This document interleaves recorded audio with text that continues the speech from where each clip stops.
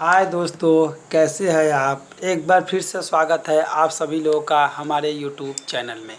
आज हम पढ़ेंगे कक्षा 12 फिजिक्स।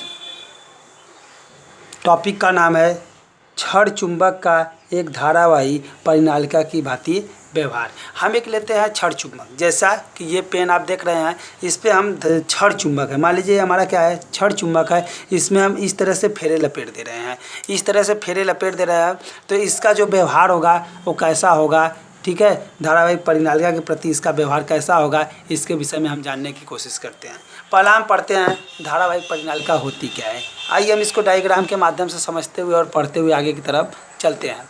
धारावाही परिनालिका होती क्या है, आइए हम इसके विषय में जान लेते हैं। परिनालिका जब किसी बेलनाकार कुचालक, ठीक है, कोई बेलनाकार कुचालक हो, मतलब या तो वो प्लास्टिक का हो या तो चीनी मिट्टी का हो, ऐसा कोई हम लेंगे कुचालक, जिसमें हम क्या करेंगे, फेरे लपेटेंगे। कुचालक नली पर उसकी लंबाई के अनुदिश, इसकी लंबाई, अब चाहे जितना बड़ा आप कुचालक चाहे लेना चाहे ले सकते हैं, अनुदिश, ठीक है, एक समान रूप से विद्युत रुद्र तांबे के तार को कुंडली के रूप में लपेटा जाता है। जब यह व्यवहार परिनालिका तब यह व्यवहार क्या कहलाती है, परिनालिका कहलाती है। देखिए, जब हम किसी हम कुचालक तार है, कोई कुचालक वस्तु ले लेते हैं इस तरह से, मान लीजिए यह पेन है, कुचालक है, इस पर हम क्या करते हैं, इस तरह से फेरे लपेटते हैं, तार के फेरे इस तरह से लपेटते हैं। तो इसके अंदर क्या, यही क्या कहलाती है, यह जो व्यवहार करती है क्या कहलाती है, परिनालिका कहलाती है। ठीक है, तो यह क्या कहलाती है, परिनालिका। जैसा कि आप देख रहे हैं, यह हमने ले लिया, एक बेलनाकार हमने कुचालक ले लिया। इसके अंदर हमने एक क्या लिखा, छड़ रखा।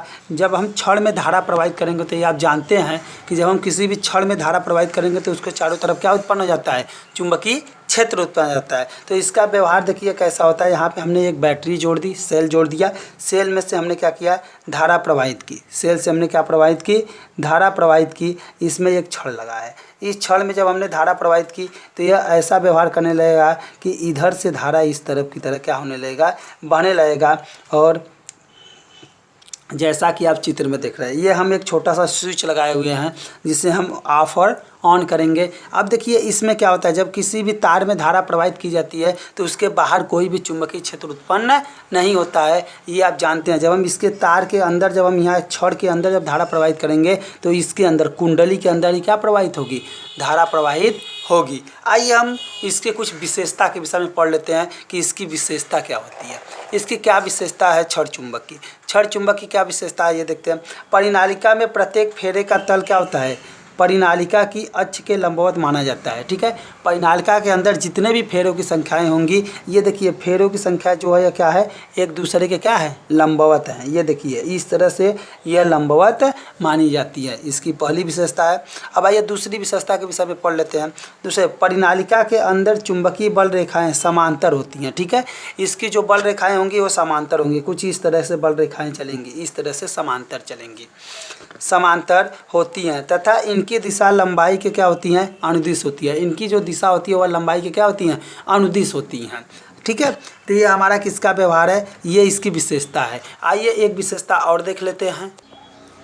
इसकी एक विशेषता है, परिनालिका के बाहर चुंबकीय क्षेत्र क्या हो जाता है, शून्य हो जाता है। यानी परिनालिका के बाहर, जैसे कि परिनालिका के बाहर जो चुंबकीय क्षेत्र होता है वह क्या हो जाता है, शून्य हो जाता है। मतलब उसके बाहर जो होता है चुंबकीय क्षेत्र उत्पन्न नहीं होता है। कि जैसा आप जानते हैं कि अगर कोई वस्तु हम इस तरह से ले लें और इसके अंदर धारा प्रवाहित करेंगे तो इसके बाहर चुंबकीय क्षेत्र कभी उत्पन्न नहीं होगा, क्योंकि इसमें अगर हम छड़ चुंबक डाल दें, इस पेन के अंदर अगर हमें खाली करने के बाद इसके अंदर अगर हम छड़ चुंबक डाल दें तो इसके अंदर क्या होगा, इसके अंदर ही धारा प्रवाहित होगी, न कि बाहर। क्यों, क्योंकि जो बाहरी चीज़ें हमने लिया है वह क्या लिया है, वो विद्युत का क्या लिया है, कुचालक लिया है, सुचालक नहीं लिया। क्योंकि इसमें से ऊष्मा प्रवाहित हम क्या करा रहे हैं, एक छड़ में से ऊष्मा प्रवाहित करा रहे हैं, विद्युत धारा न कि कहाँ से करा रहे हैं, बाहर से करा रहे हैं। अगर इसके बाहरी वातावरण, अगर हम लोहे का लिए होते और इसमें धारा प्रवाहित करते तो इसके चारों तरफ क्या उत्पन्न हो जाता है, चुंबकीय क्षेत्र उत्पन्न हो जाता है। जैसा कि हम आपको चित्र में अभी दिखा रहे हैं, ये देखिए चित्र के अंदर क्या है, चित्र के अंदर हमने एक छड़ डाला है, इसके अंदर एक हमने छड़ डाला है जिसमें क्या प्रवाहित कर रहे हैं, धारा प्रवाहित कर रहे हैं। जब इसके अंदर धारा प्रवाहित करेंगे तो ये ऊपर का जो हमने लिया ये खोखला बेलनाकार जो वस्तु ली है यह क्या है, खोखला है। और इसमें हमने क्या लिखा है, मतलब यह लिया है किस चीज़ का, ये हमने लिया है आपका प्लास्टिक का।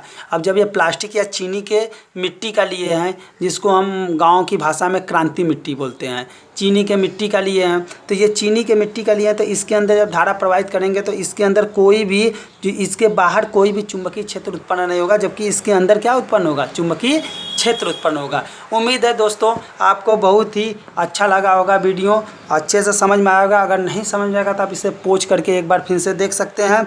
कोई भी प्रॉब्लम होगी तो आप कमेंट करके भेज सकते हैं। जय हिंद, जय भारत दोस्तों।